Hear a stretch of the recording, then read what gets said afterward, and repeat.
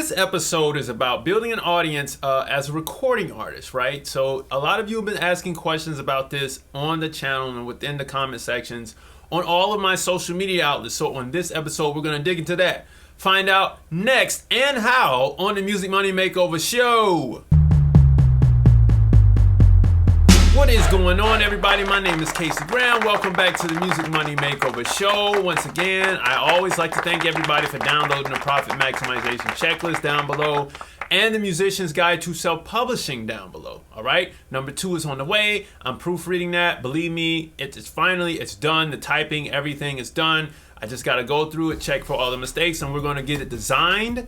And we will get it out to you. All right. So as we talked about in the Musician's Guide to Self-Publishing number 1, number 2 will be based on contracts, as it says at the end of the book.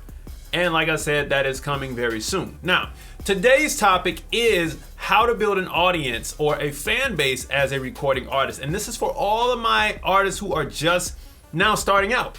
So we're going to base it off 3 things, 3 points, right? These are going to be 3 basic, I'm not going to say principles, but these are going to be the 3 basic avenues that you're going to utilize when you're first starting out.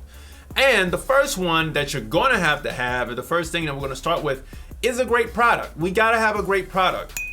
And the great product is you, right? The great product is you. It's your lyrics. It's your singing, your rapping. It's your performance. And it's how you're going to record all of this stuff, all right? And display it to the public. So what I suggest with this is grabbing a friend that is cool with you or that you're cool with, or a group of people that you like or that like you. And I want you to create your art and your music and let them listen to it and hear it. And what you're doing is you're watching for the reaction. All right? Watching for the reaction is going to be something that's going to be a common thread throughout this video. Okay? We're going to have to watch for reactions and interactions everywhere. So you're going to watch for the reactions of your friends. You don't want the you're not looking for that type of reaction. You're looking for the, oh yeah, ooh, okay, I like this. This is dope. This is hot. You did that? That's one of the main reactions. You did that? All right. And so if your friends can say that, that means that you have a good enough product to start. I'll put that right here. You have a good enough or product that is good enough to start. Don't waste any more time. Let's go ahead and start testing the market with your product that's good enough to start. Do not worry about trying to make a great product yet, all right? It's going to take time, but it has to be good enough to start. You're not going to be Beyonce tomorrow. Beyonce didn't start as Beyonce. Beyonce started as a young girl who had to learn her way, all right? So a tree never starts as a tree. It always starts as a seed. Remember that, and you're in the seed phase. So now that you got your friends saying that, oh yeah, this is hot, this is really good, what you're gonna wanna do is display it to people who you don't know. And you're gonna do this through a digital means or physical means. The physical mean will be open mics. Now I know with all this stuff going on and COVID and all that, we don't actually have means to do everything physical yet. But we'll talk about what you probably could do to start building an audience, okay? So let's jump into the open mic portion, as it will come back soon. And what I want you to do when you go to your open mics, this is where you're going to get rid of your stage fright. This is where you're going to work on your performance and your live display of your talent and your product. And this is also where you're going to start to learn how to engage the audience.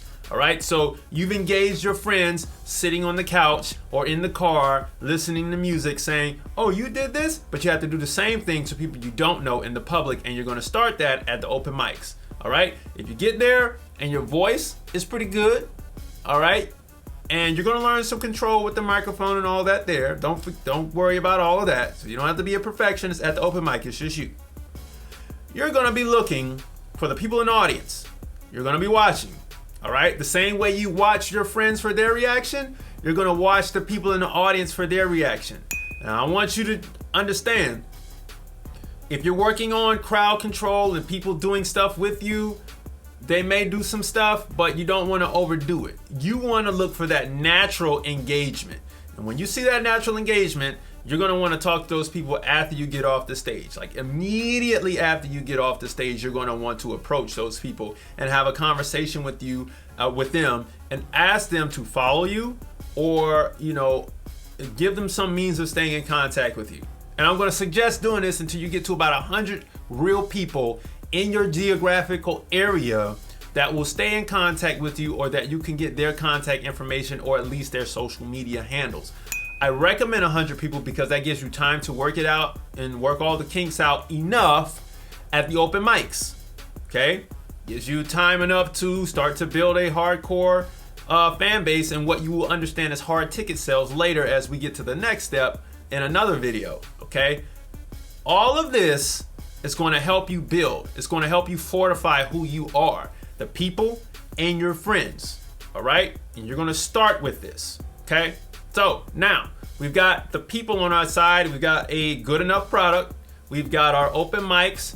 But the flip side of this is the digital side. Okay. Now, I haven't forgotten about that. The substitution to the open mics. We'll get there after this. The digital side is micro content. Micro content. I'll put it right there. Micro content. Micro content is that content that you see on Instagram, Facebook, YouTube, whatever network, whatever it is, displaying your talent.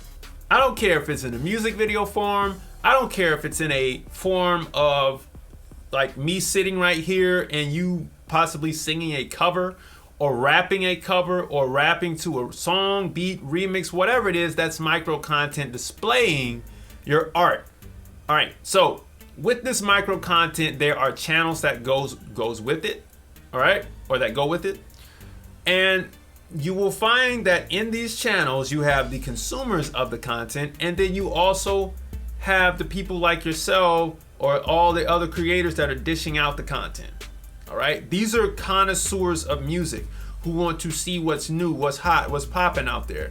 And you will also have the equivalents of the performance venue for open mics in the form of bigger influencers or aggregated pages that aggregate rap and singing content and poetry content and all of this stuff on bigger Instagram pages and YouTube pages. They find who's consistent out there.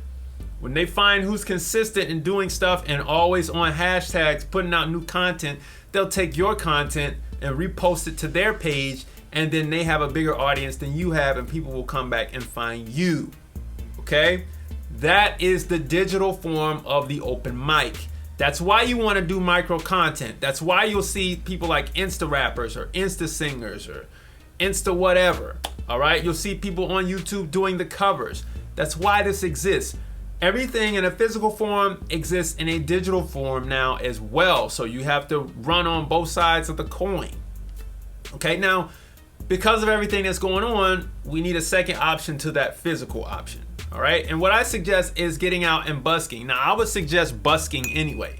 But if you don't know what busking is in America, at least that's what we call it, it's just basically going on a street corner and playing your music. Or, if you're on a guitar, you're playing on guitar. If you got a bass and you like to sing, you're playing bass and you're singing. Or you're playing whatever instrument it is and you're out there displaying yourself like, hey, here's my name. Or you have a little sign next to you, here's my name, and you're singing. Okay, you could do it a cappella. You could do it, you could do it with a mic, a little small mic and an amp, and your iPhone with the track playing. You could rap your stuff right there. You could do ciphers right there on the street corner, old school style if you want to, right? However you want to do. Like, even in that cipher, you could actually ask people to battle you on the street corner right there. Maybe have a friend with another iPhone, film what it is you're doing. Let people know, hey, you can meet me on this corner at this time today. Come see a performance with me. I'll be out. And you stay consistent with that. Matter of fact, here's an idea as I'm getting this. You could film you performing on the street corner, and that is your micro content. You're knocking two birds out with one stone. You're meeting with the people on the street, you're filming it, and you got it for digital, and you now have you're in a place where you can build an audience within the community that you always perform with. And I recommend it in larger cities around this time, since things close down a lot. if you're not working, lunchtime would be the greatest time to do it. At lunch, people come out of the office buildings in downtowns of cities, and hey, make some money on the side, drop some money in the bucket or whatever, and let people know who you are, where they can find you. All right, make sure you have a great product. Get out there and start displaying your product. Don't forget to download the profit maximization checklist and the Musician's Guide to Self-Publishing #1. Anyway, we're going to continue this series. I know a lot of you have been asking, how can I do this? And I just dropped so much in this video, but I would like to see a lot more people create better content. I'm not going to give you some run-of-the-mill ideas and some formula that is going to work and follow a bunch of people and hashtag and comment to create engagement online. What you need at the end of the day is, if you're doing something online, it's got to convert to what's called hard ticket sales, and we'll get to that in another video. If your physical audience that you've garnered at the open mics or on the street corner or online does not turn into a hard ticket sale, someone who will buy a ticket to come see you at a venue, then you're doing everything in vain. Digital takes a lot longer time to turn into a hard ticket sale than the physical. Always remember that, because physical takes a lot of work, digital takes a little bit less work, and it takes a lot more harder work behind the scenes to film and edit and all that stuff. Anyway, that's been today's episode. Download the Profit Maximization Checklist below and the Musician's Guide to Self-Publishing #1 down below, and #2 is on the way. I will see you all next week. Peace.